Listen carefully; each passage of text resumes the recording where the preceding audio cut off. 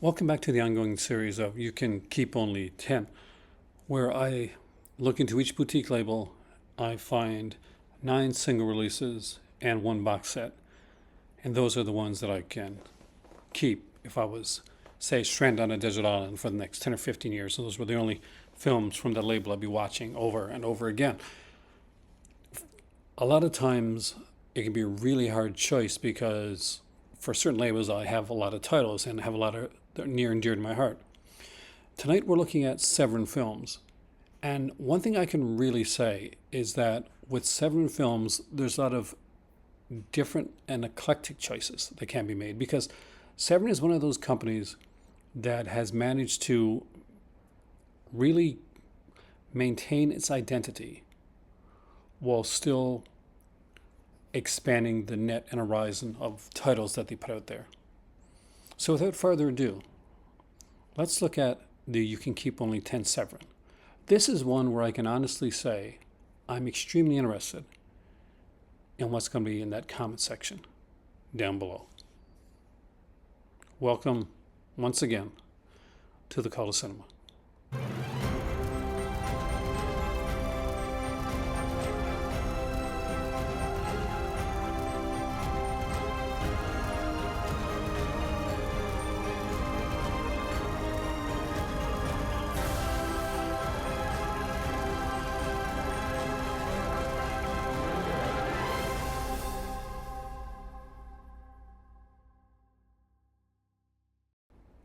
I think that every time I do this, I bemoan the fact that this time was the hardest time. This time was truly a challenge, and each time I'm shocked with how hard it becomes to do this. And I shouldn't be by now.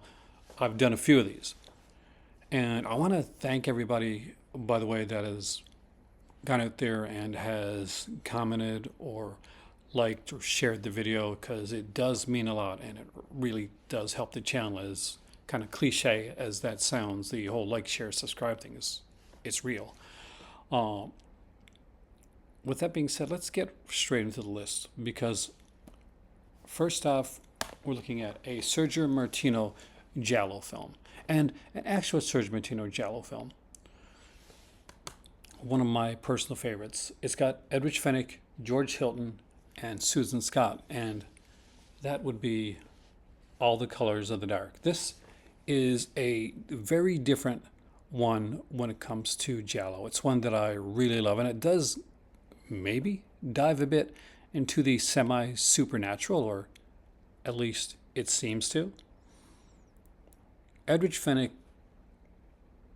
plays a character that, she's going through a bit of a crisis, and her friend says, hey, you know what a good idea when you're going through a crisis is? Why don't you go to a black mass ritual? Okay, maybe people don't normally say that, but in the world of the Giallo, it's not all that uncommon. It's a film that has some incredibly haunting visuals, some wonderful interplay between the different characters. I'm not going to say it's the hardest Giallo to figure out. There's much harder ones when it comes to that. But it's the journey along the way that makes this one a special film. It has all these stalwarts, the people that you're used to seeing in Giallo films. It has Sergio Martino, who's directed Giallo and Giallo adjacent films. But All the Colors of the Dark truly is something special. And I can say that because I also have the t-shirt for All the Colors of the Dark. So yeah, I don't just love the film, I have the t-shirt. It's a great one. And if you like Giallo films and it's not getting your collection, I definitely do recommend it. And we're going to go from Giallo to a documentary film. But not just any documentary film. One that really stood out to me for many different reasons. It's a bit long. It's at 136 minutes long, a little just over 2 hours. It is That's Exploitation, and it was done by Frank Henenlotter of Basket Case fame. See, this one here has 3.5 hours of sexploitation shorts done from the Something Weird video archives. And if you know Something Weird video, then you know what interesting, unique featurettes are in here. That's Exploitation is a documentary that deals with that before time, before the X-rated era, before we got into that, when we had the kind of like the shorts and the nudie cuties, a more innocent time in the annals of like sexploitation, and before it became the era of the hardcore. The documentary actually ends on the dawn of that era. And it's a really fascinating documentary. David F. Friedman is in this one, and he tells a lot of really, really interesting stories. He's a great storyteller. And some of the things that went on behind the scenes, it's just fascinating. He's one of these guys, unfortunately, he's passed away, but that if you were like in a room and he started talking, the entire room would be hanging on his every word. And Henenlotter is smart enough to realize that and put him in front of the camera to tell those stories. That Sexploitation is a bit longer, running over 2 hours long. But there's no real filler in this documentary. Everything here has a place and a purpose. Everything here is absolutely fantastic. I love that Sexploitation. I've watched it several times. And I've even watched the 3.5 hour shorts, which are a lot of fun. Okay, I did something that was really, really hard. I'm a massive Jess Franco fan. I even picked up the Stephen Thorne books on Jess Franco, the big tomes that are out. But for a company that prides itself in releasing a lot of the different Jess Franco works, I made it a rule and forced myself to choose only one. Not an easy task. And the one that I chose was Beija Blanca. Now, this one is kind of at a print. I think you can find it if you ever go to a convention that Severin has a table at, but it's not something that you normally see them sell on the website anymore. And it's a real shame because as far as this era of Franco goes, when he was putting out a lot of stuff for often lower budget, often shot in or around the same area with a lot of the same cast, with Lena Romay and Tony Mayans, and the actors that you would normally see in stuff like this. Though I don't think Tony Mayans is in this one. Though we do have Eva Leon in this one. It's one of his more personal works. It's something that I think is fascinating. It's something that is built on isolation, anger. And I can imagine that at this point in Jess Franco's career, with all the films that he's made, all the things that he's worked on, to have his hands tied a bit, to be pushed down to a lower budget, to not be able to make things the way that he was hoping at this point in his career that he would be able to make them. That the themes of anger and isolation and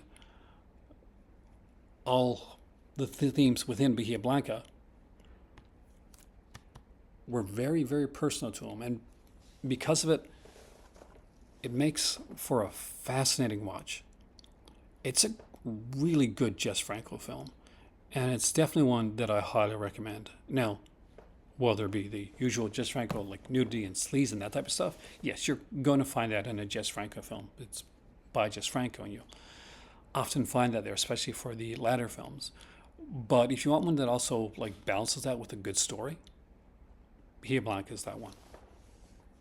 And I'm going to go from there to folk horror. And one of the true greats in folk horror, it's by Piers Haggers. And it is, of course, Blood on Satan's Claw. This is an absolutely fascinating film. And this film would become the genesis for what will become the piece de resistance for Severin Films. And that will be the All the Haunts Be Ours set, which may or may not be on this list.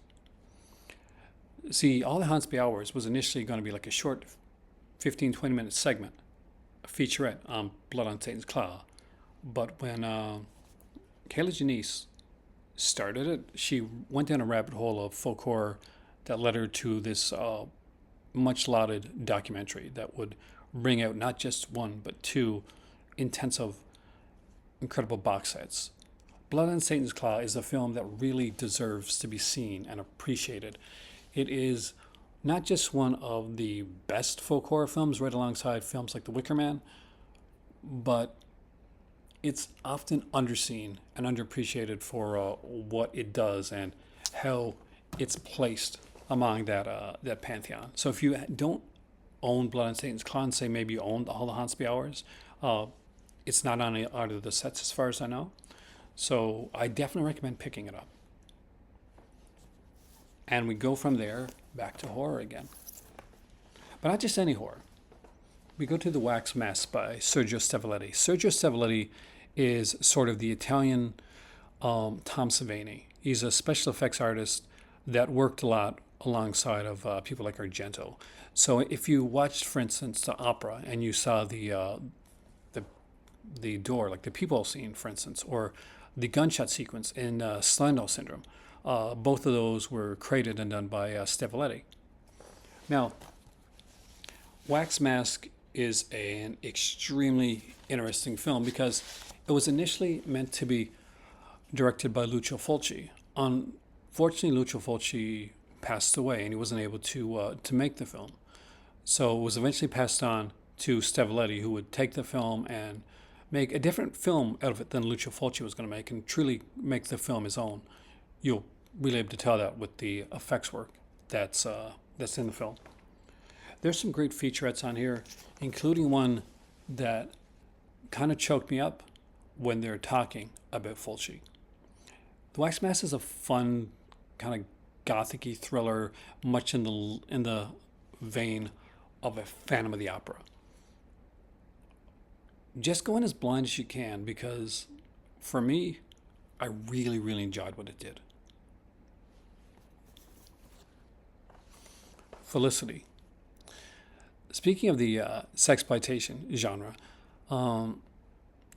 here's one of the prime examples. It's the unrated director's cut of the infamous erotic sensation, as it says right there. Felicity is a ton of fun. I really, really enjoyed this. And the fact that the Blu-ray has two extra films on here, the ABCs of Love and the Australia After Dark, each of these, by the way, got their own DVD release back in the day with like audio commentaries. What's neat about this is that not only is Felicity on here with its own feature, including a commentary, there's like interviews and commentaries for both of the extra films as well. How do I explain Felicity? It's like young Emanuel, I guess, is a way to put it. And it's any of these films live and die on their lead actress. Luckily, we have a very enigmatic and alluring lead actress in the movie Felicity. And I truly enjoyed it. Next up, we have Absurd. Absurd is a kind of a sequel to Anthropophagus, in a way, not really, sort of. It stars the lead from Anthropophagus. It's got George Eastman, and we also had Edmund Purdom in here. Purdue, who you probably know from like House on the Edge of the Park, or for the Don't Open Until Christmas. But this is often called the Italian Halloween 2, and if you've seen the film, you'll know why. We have this massive, like, monstrous serial killer played by George Eastman, who does not need a faceless mask because he's George Eastman, who's managed to escape and go on a reign of terror, leading him to this babysitter and it's a weirdly interesting film, and it's a weird film too. It's an Italian film that is trying often to go towards a North American audience. One of the best examples of that is in the odd way that it deals with football. The character in the film, one of them, is so excited to go back and watch a football game with his wife, go to his friend's house to watch a football game, that he runs over a motorcyclist and keeps going. Uh, Motorcyclist is okay for a moment until he comes across Eastman's character,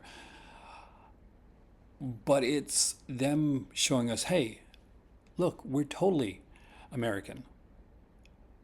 And you might kind of believe it if you didn't see them go back and start watching the game while eating plates of spaghetti. It's a really fun film, and I think I'm selling it short in the way that I'm talking about it, but it is. It has some really cool brutality. There's definitely some great effects in it. Eastman does an amazing job, and it has one heck of a killer ending that you got to see to believe. Hear that flickering light? Or you see the flickering light? If you hear a light, then there's an issue. This is a Canadian film by George C. Scott, and it's The Changeling. I adore this movie. This is the edition that has the soundtrack, and it has a really good score. I've been a massive fan of this film for years, and I remember seeing it as a kid, being terrified watching it on CBC late night. That sequence with the ball coming in the stairs, or seeing the tub, and it's just, in a movie where it's got George C. Scott, who is scary in and of himself. This movie just utterly got under my skin. It was one of the ghost stories that truly terrified me, that scared me, that kept me up at night. And the second I got it in my hands, I'm like, okay, I got to rewatch this. I got to see if it still gets under my skin, if it still unnerves me. It did. Last in the Singles is a great one, because much like a lot of these here, there's great features on here. We're looking at Tales of the Uncanny. It's a fantastic documentary on anthology horror, on portmanteau.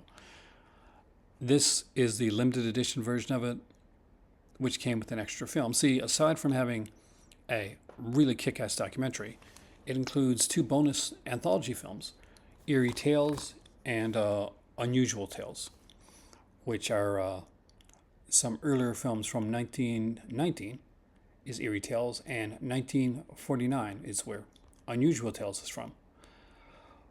But this one here also comes with a bonus, which is the 1965 anthology film Master of Horror. So if you can get the limited edition, I definitely recommend it. When it came time to do a box set, to choose one from here, I had 2 really strong choices. See, I had to choose between either going for the first volume of All the Hauntsby Hours or Black Emanuel. See, for me, both of these sets are absolutely fantastic. I truly love and adore them both, and have watched through each of these. The documentary on All the Hauntsby Hours is second to none, and it's one of my true favorites. There's incredible films on there like Eyes of Fire, Witchhammer, Vi, Celia, and Allison's Birthday, just to name a few. The Black Emanuel has over 40 hours of features, including a documentary on Joe D'Amato and a 356-page book called the Black Emanuel Bible. What was I going to choose? I went back and forth on this. But I have to be true to me. And one thing with the Black Emanuel series is, after watching a few, there's a bit of sameness that can come into the Black Emanuel series, something that you're not going to get so much in All the Hauntsby Hours set. Now, that being said, there are films outside of Black Emanuel that are in here. There are a series of other films with Ajita Wilson.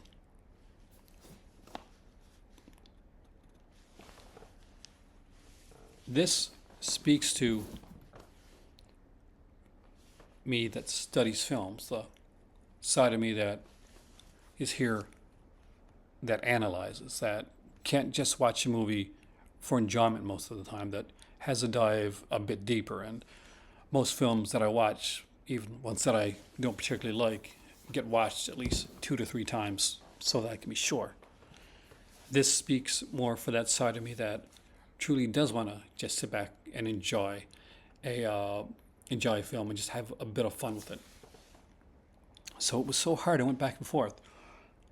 But at the end of the day, the Black Emanuel set one out. See, this is a better set. Overall, I would recommend this set over. If you're going to get either one of these two, I would recommend the other set. But for me right here, I like to read, and I am a voracious reader. And one of the big things that I love about this set, and that I've enjoyed while I've been going through, is I'll watch the film, then I'll take out the book, and I'll read the essay that is included on that particular film. And as good as any special feature on here is, an interview, a documentary, whatnot, a visual essay, I always got to go back and read those essays because I just get something extremely special out of that. So for the box set choice is going to be the shocking, and this is going to be shocking for a lot of people, the essential world of Black Emanuel, actually beating out all the Hansby hours. Now, I have the alternate 5 list. So, will all the Hansby hours be the box set on the alternate 5 list? Or will there be something else? Well, if you're a patron or a channel member, keep an eye out for that video, which should be coming up around the same time that this one does, or just shortly after. I want to thank everybody for watching, and make sure to like, share, and subscribe to the channel. At least 40 to 50% of the people that watch these videos are unfortunately not yet subscribed. So let's change that and see if we can actually up that subscriber list for the upcoming year. I have a lot of fun doing these here, and I have so much fun and enjoyment reading your comments down below. So if you're a channel content creator and you want to do a video response to this, please tag me in it, and I'll be sure to watch it and respond. I love what I've seen so far with people responding to the Criterion one.